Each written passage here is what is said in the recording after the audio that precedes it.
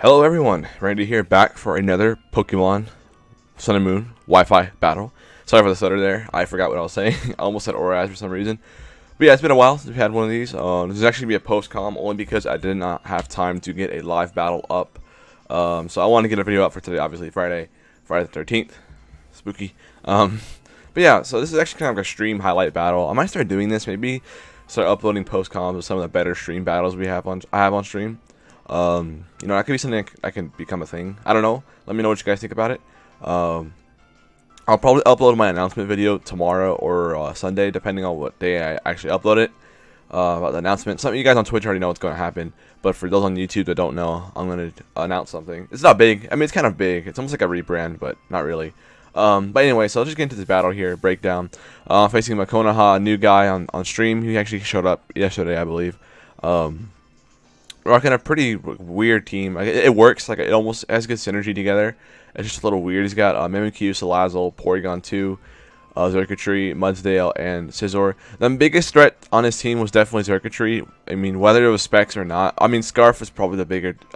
Scarf was a bigger fear because it outspeeds everything. And if my Palossand goes down, Scarf Thunderbolt pretty much wrecks everything. It tears through Tapu Koko if he gets like a +2 or 3, because that special attack is ridiculous. It's like a base 174 or something like that. Of course, Scizor always gives me troubles. I don't really have a fire move on my team. As a matter of fact, I don't think I had a single fire move on his team, so all I had was really Tapu Koko and like Crobat with Choice Band and Brave Bird to knock it out. My team, of course, is Focus Sash, Greninja. It's Battle Bond. I mean, it's not that great. Like, Battle Bond's kind of iffy. I needed like a sort of a hazard setter, so it's Spike, Sash, Lead, AV, Metagross, Adamant Nature. There's no bulk infested. It's just I just slapped an Assault Vest on it for switching to Lele. Sub Focus Punch, Buzzwole, which is actually really fun. Somebody showed that to me on stream before. It actually wrecked me. It's pretty common, but I just didn't know what was going on with it. Palossand, which is really cool mon. I wanted to use it. It's just like a standard tank. It's mainly for Tapu Koko. Yeah, Tapu Koko, which of course is Life Orb attacker, special attacker, and then of course you have Choice Band and Crobat, which is actually my defogger, which is pretty cool. So yeah, let's just jump into this battle. There's gonna be a controversial ending here, but that's just, you know, spoilers. But let's go ahead and do this.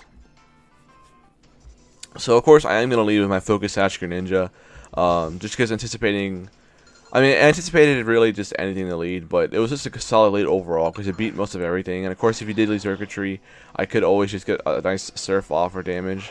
He actually ended up leaving Mimikyu, which is, you know, kind of iffy, I guess, on his part. I guess he thought he could just set up Swords Dances immediately, as he actually chooses to do so here. So I wanted to break the disguise. I could get up Spikes here, but I couldn't risk him setting up all the way, so it was imperative that I actually broke his disguise. It could have been better for him if he just went for Player Off immediately, because he did not really need the Swords Dance to break me. I mean, he didn't need to at all. But he went for it anyway.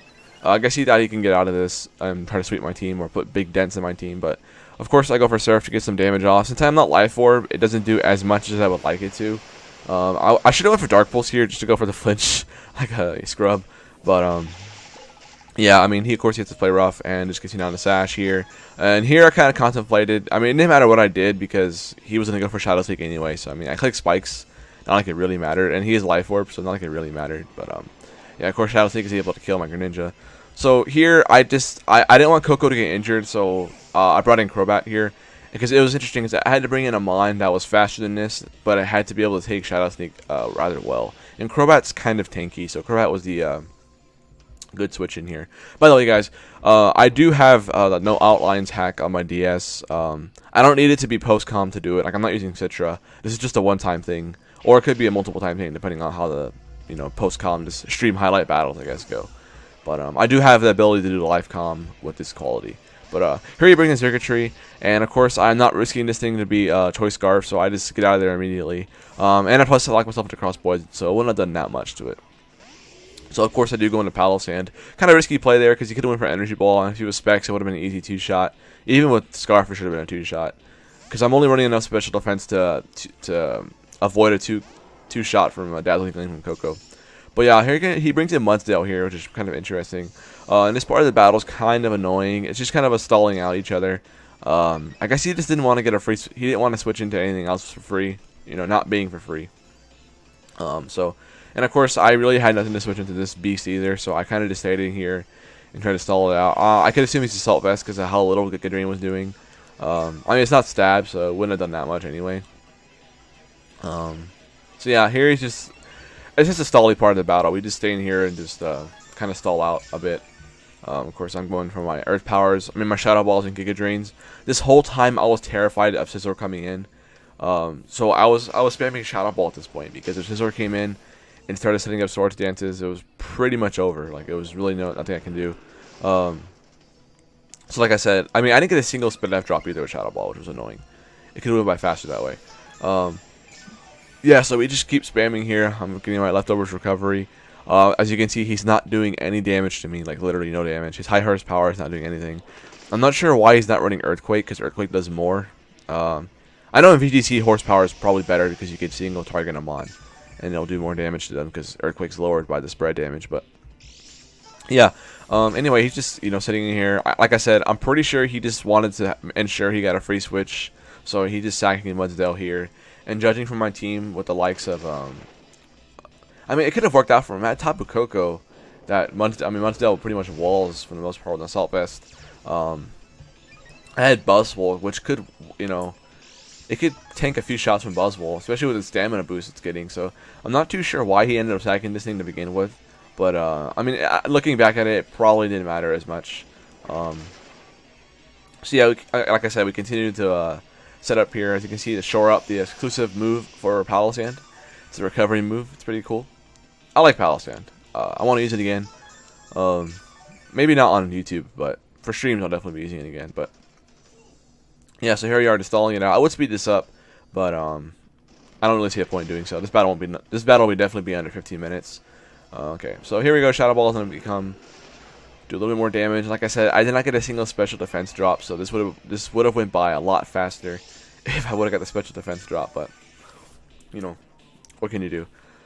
So here I'm gonna shore up just to make sure I get my HP as high as possible, so I won't be like afraid of the next one that comes out. So I do go for shore up here, and then after this turn, I'm actually able to knock out Mudsdale with a Giga Drain. So yeah, that was a stally part of the battle, and after this is when it gets interesting, because like I said, if Palossand were to get down, or if it were to get low enough, well, I mean, it's injured completely, it's gone completely, then Scarf Circuitry could sweep my team. So, and we know it's choice locked because he went for Volt Switch on Palossand, and then he immediately switched. I mean, that doesn't really prove anything because Energy Ball will not one-shot Palossand from the range it was at, which was at full. So at this point, we know Circuitry's probably choice either Scarf or Specs. Either one's pretty scary if I end up losing Crobat or Tapu Koko. So now he brings in Scizor, the Mon I'm afraid of. And here I can expect me either to go for a Bullet Punch. I mean, not Bullet Punch. Either a Swords Dance or a Brutal Swing. So I bring in the Mon that deals with both.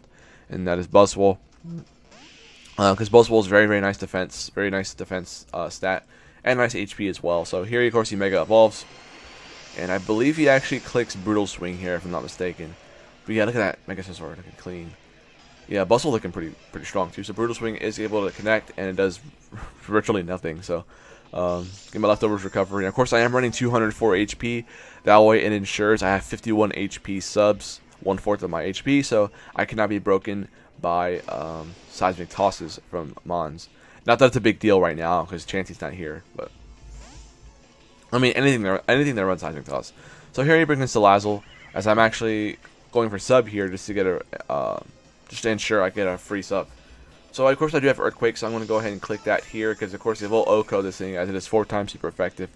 I wanted to see, I was kind of afraid of him being a sub disable set because he could sub and then disable my Earthquake, but he ends up just going straight for Flamethrower to break my sub, which is a fair enough play. And of course my special defense is pitiful. I'm only running enough special defense and HP to ensure that a Scald from Toxapex with 0 special attack investment does not break a sub. So. And of course he is actually running Focus Sash here, which kind of caught me off guard. I thought maybe he'd be like a Black Sludge or Life Orb set, which I guess makes sense, which is why he brought it in. So of course I'm going to switch out here because this is actually kind of my check the Scizor if it's not set up. So I believe I actually just sack Palossand here, I believe. Yes, I do sack Palossand. Yep, so he actually just clicks Flamethrower again. And it should be a 2-shot from this range, as it is. So that's that. So Palossand looking against Salazzle, pretty interesting matchup here. But yeah, like I said, I'm just sacking this off so I can get a free switch into my Crobat, because I figured I can just go into Crobat here and then U-turn away and get initiative. Well, not initiative, but just switch out to something that'd be good for me. So of course, like I said, bring in Crobat and go for the Choice Band, the U-turn. It's Choice Band with Defog, which is kind of interesting. I mean, I needed a defogger, and it's kind of difficult because in these times, you know, pre-bank should be coming out very soon.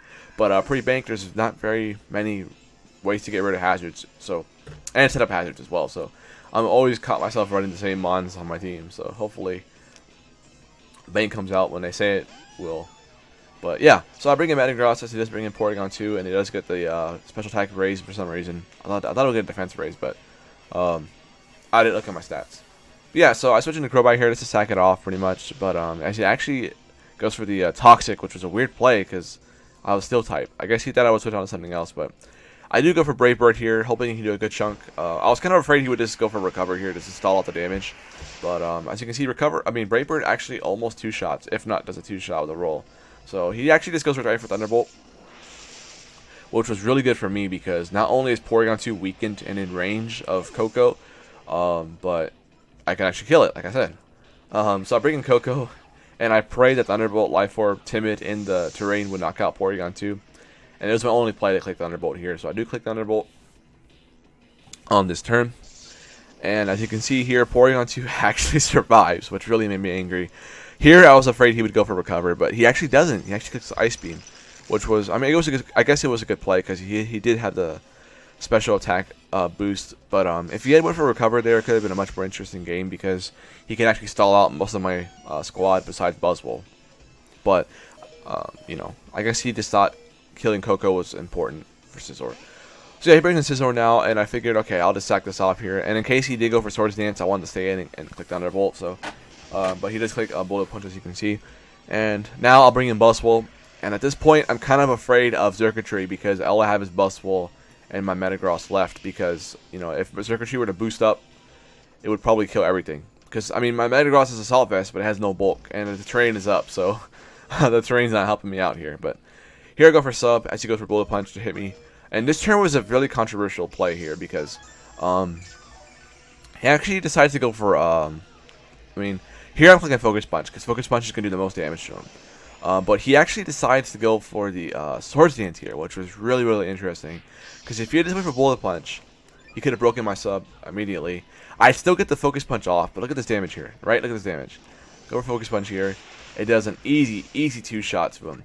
But if he went for Bullet Punch there, it would break. Not only would I have broken the sub, but he would be able to knock me out with Bullet Punch next turn, I believe. I mean, I actually forgot how much damage it did to me, but I'm pretty sure it would have been able to knock me out, if not do a lot. I mean, I don't remember how much it did, but I guess looking back, I guess that was his only play, I suppose.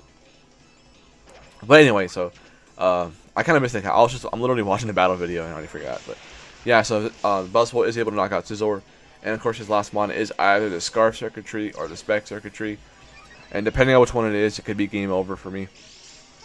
So of course, Buzzwole's special defense is awful, and its health stat is, you know, it's never going to let me move from this thing. So I kind of debated switching out into my Metagross on this turn. But I figured 2 Thunderbolts would do more than a +1 Thunderbolt. So I figured sacking this was the best play. He actually went for Dazzling Gleam there. And I kind of knew he was choice, so I figured we already won the game. So, +1 boost here. I'm not sure why he clicked Dazzling Gleam, because Thunderbolt would have killed, because the special defense is really, really bad. And he knew it was an Assault Vest. So, as you can see here, he actually is choice locked. And looking at this damage here, he actually was indeed choice specs. And of course, I do have Earthquake, Assault Vest, and it would knock it out. So, he actually did tell me later on he was choice specs. And if he had clicked Thunderbolt, it would have been a roll to kill Metagross. I'll do the calc right here. Or no, it's a roll. It's like 89 to like 100% or 105%. It's something like that. But he was choice specs, and I was Assault Vest. So he actually, if he had clicked Thunderbolt, it would have been a roll to kill my Metagross. So there you have it. First post-comp battle. It went by a little bit slow. But like I said, I want to keep it under 15 minutes. But let me know if you guys like these stream highlight battles. If not, I'll just continue doing live battles, which I'll probably end up doing. But hope y'all enjoyed the battle. And yeah, look out for the announcement coming this weekend. Take care, guys.